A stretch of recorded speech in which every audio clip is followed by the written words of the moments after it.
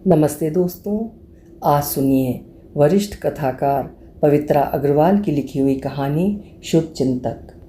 पारिवारिक एवं सामाजिक सरोकारों से जुड़ी हुई कहानियाँ लिखने में पवित्रा जी सिद्धहस्त हैं। उनकी कहानियों से पाठक या श्रोता अपने को जुड़ा हुआ महसूस करते हैं। प्रस्तुत है उनकी कहानी मेरी जुबानी। मैं हूँ सीमा सिंह। ऑफिस से लौटकर पूरे घर में चक्कर लगा आई, किंतु रीना टीना कहीं नज़र नहीं आई। तो मम्मी जी से पूछा, मम्मी जी रीना टीना कहाँ हैं? अपने ताऊ जी के साथ बाजार गई हैं। घर में दोनों गुमसुम सी बैठी थीं। थोड़ा घूम फिर आएंगी तो मन बहल जाएगा। राकेश भाई साहब आए हैं? कब आए? दोपहर को आया था। कुछ काम था? काम तो कुछ नहीं है, कह रहा था रवि के ना रहने से यहाँ की चिंता लगी रहती है। तभी जेठ जी के साथ रीना टीना ने खिलखिलाते हुए घर में प्रवेश किया। बहुत दिनों बाद उन्हें इतना खुश देखा था। रवि के जाने के बाद शायद पहली बार वो खुलकर हंस रही थीं। मन को कुछ अच्छा भी लगा। मम्मी आज तो बहुत मज़ा आया। ताऊ जी ने खूब घुमाया, मेरी पसंद की बटर स्कॉच आइसक्रीम भी खिलाई। रीना ने चहकते हुए कहा। मम्मी मैंने कोल्ड कॉफ़ी पी और रवा डोसा भी खाया। टीना ने गले में बाँह डालते हुए कहा। ठीक है, अब जाकर अपना होमवर्क पूरा करो, वरना कल क्लास में सज़ा मिलेगी। भाई साहब आप अचानक कैसे आ गए? सोनू मोनू कैसे हैं? ठीक है, बस माँ की कमी तो मैं पूरी नहीं कर सकता। रवि के जाने के बाद से अब यहाँ की भी चिंता लगी रहती है। समय बड़ा ख़राब है। घर में 2 बड़ी होती लड़कियाँ हैं, बूढ़ी माँ हैं, तुम हो, पर मेल मेंबर कोई नहीं है। बड़ा संभल कर रहने की ज़रूरत है। तुम कहो तो मैं अपना ट्रांसफ़र कराकर सोनू मोनू के साथ इस शहर में आ जाऊँ। अरे नहीं भाई साहब, आप हमारे लिए परेशान ना हों। एक जगह से उखड़कर कहीं नई जगह जमना आसान नहीं होता। सोनू मोनू को आपकी हमसे ज़्यादा ज़रूरत है। उन्हें वहाँ बार बार अकेला छोड़कर आप यहाँ मत आया करिए। समय बड़ा बलवान होता है। हमने भी अब रवि के बिना जीना सीख लिया है। रात को खाने पर जेठ जी ने पूछा, रवि के बीमे के 1 लाख रुपए मिल गए होंगे? क्या किया उनका? 50-50 हज़ार रीना टीना के नाम बैंक में फ़िक्स करा दिए हैं। घर का खर्चा अपनी तनख्वाह से चलाने का प्रयास करूंगी। अरे बैंक में कुछ नहीं मिलता, अब तो इंटरेस्ट और भी कम कर दिया है। यदि उस पैसे को कहीं सही जगह पर ब्याज पर चढ़ा दिया जाए तो 3% ब्याज तो आराम से मिल जाएगा। तुम चाहो तो मुझे दे दो। मेरा एक दोस्त व्यापार बढ़ाने के लिए बाजार से ब्याज पर पैसा लेने की सोच रहा है। विश्वास का आदमी है, पैसा मारे जाने का डर भी नहीं है। वो हर महीने जो 3% ब्याज देगा वो मैं तुम्हें भेज दिया करूँगा। अब तो मैं फिक्स करा चुकी हूँ, तो मैं एक दिन और रुक जाता हूँ। कैंसिल करा कर मुझे दे दो, बच्चियों के काम आएगा। वैसे भी रीना 15 वर्ष की तो हो ही गई है। इस वर्ष 10th पास कर लेगी। 2-3 वर्ष में अच्छा लड़का देख कर इसकी शादी कर देंगे तो एक बोझ कम होगा। फिर बस टीना रह जाएगी। भाई साहब, मैं रीना टीना को बोझ नहीं समझती और न जल्दी शादी करने के पक्ष में हूँ। दोनों ही पढ़ने में बहुत अच्छी हैं। रीना को टीचिंग में बहुत रुचि है। उसे कम से कम एमए तो कराना ही है। आज के समय में लड़कियों में भी आत्मनिर्भर होने की क्षमता होना बहुत ज़रूरी है।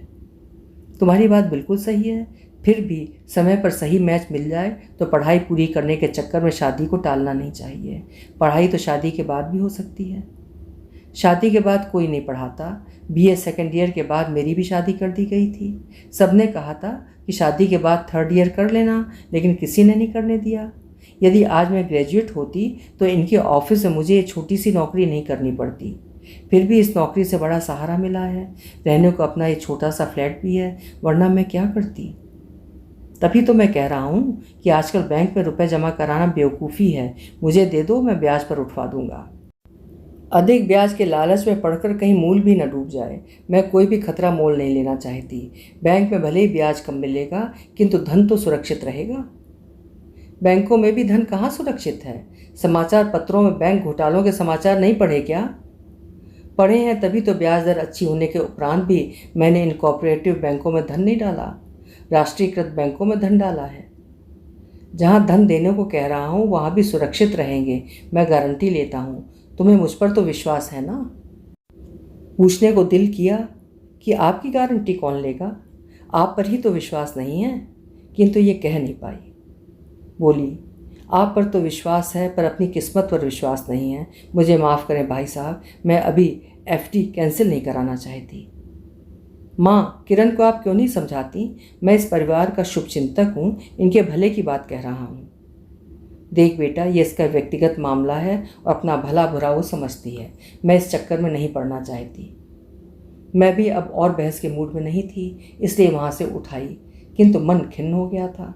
बच्चों की वजह से मन की पीड़ा छिपाकर मुस्काने का अथक प्रयास करती रहती हूँ, किंतु लोगों को ये भी मंजूर नहीं है। अनाहूत से भाई साहब शुभचिंतक होने का ढोंग करते, सुझावों का टोकरा उठाए, ना जाने क्यों बार बार आकर यादों की झील में कंकड़ी फेंक जाते हैं।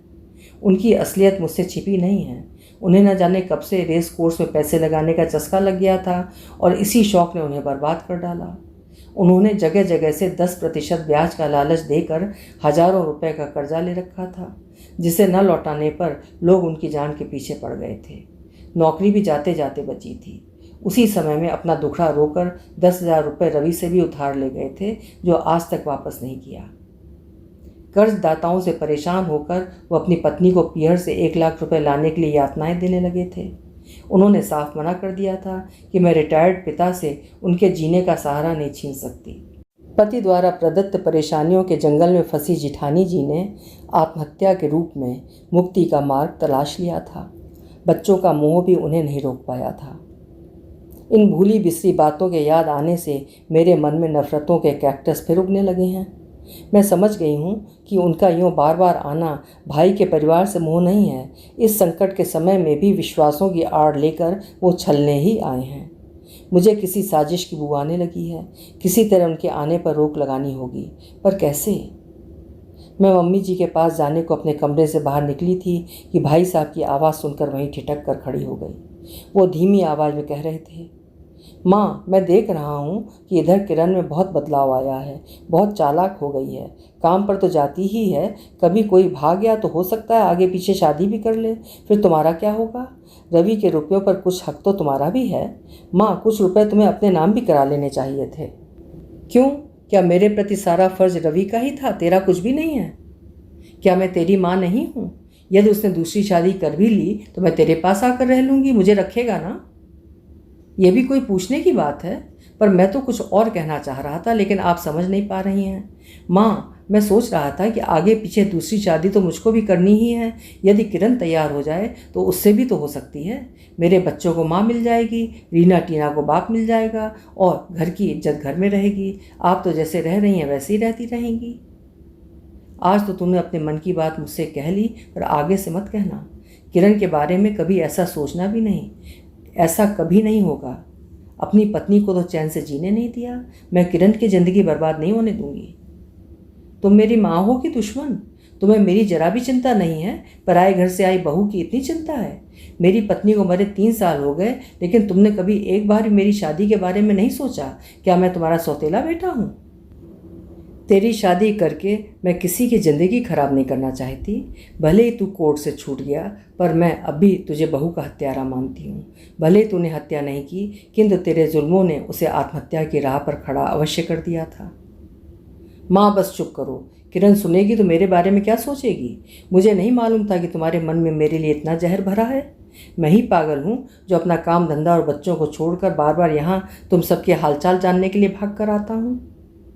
आगे से मत आना। हालचाल जानने की इच्छा हो तो फ़ोन कर लेना। भाई साहब की बातें सुनकर मैं अवाक रह गई थी। उनके मन में पक रही इस खिचड़ी का अंदाज़ा तो मुझे सपने में भी नहीं था। मैं तो बस यही अंदाज़ा लगा पाई थी कि उनकी नीयत धन हड़पने की है, पर वो तो बहुत दूर की सोच रहे हैं। अच्छा है उनकी असलियत मैं जान गई हूँ। मम्मी जी के प्रति दिल श्रद्धा से भर उठा।